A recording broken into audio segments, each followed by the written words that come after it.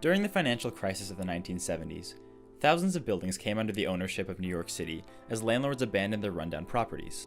To get buildings off the city's hands, residents were given the opportunity to convert their buildings into affordable co-ops called Housing Development Fund Corporations. In an HDFC, the tenants take ownership of the building. Once a tenant purchases a unit, he becomes a shareholder in the HDFC. Each shareholder has a certain responsibility to the co-op as a whole.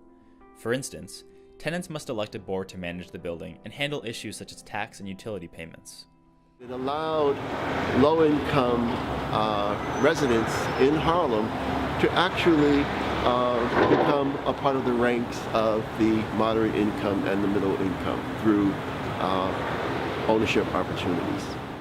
When converting a building into an HDFC, the Urban Homesteading Assistance Board, a nonprofit organization contracted by the Department of Housing Preservation and Development, provides training to tenants to help them better understand their new roles and responsibilities as shareholders. Unfortunately, many have said the education is insufficient in helping tenants prepare to maintain a financially stable co-op. In terms of education, there are any number of institutions that were created over the 40 years or so that these organizations came into being that mostly provide technical assistance. But I have yet to see the development of a curricula that attempts to raise the consciousness or transform the consciousness of renters to owners. Once HDFCs are formed, the city has little legal authority over what are technically private corporations. You are an owner of shares, as if you were an owner of shares in the Apple Corporation, as if you were an owner of shares in Xerox. It's a corporation, so you have shares that have value. But guess what? Nobody knows that, because they only said I paid $250 for the shares that I have, so that's all I really worry about it. Gregory Baggett, General Studies class of 2001, and a shareholder in an HDFC on West 118th Street, said that because of a lack of financial documents and meeting minutes from his HDFC board, potential buyers couldn't apply for mortgages, and he wasn't able to sell his unit. Gregory's HDFC, despite having management problems, doesn't owe any taxes. The same cannot be said for many other HDFCs in the city. HPD says that out of an estimated 1,000 HDFC co-ops in the city, about 30% have some degree of financial distress and no tax or utility payments.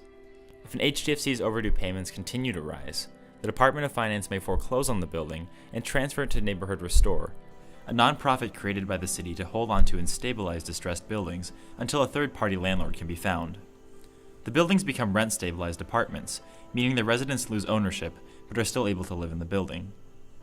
So what's happening with the 70% of HDFCs that are classified as financial successes? So we have this weird mixture of dysfunction and success operating at the same time.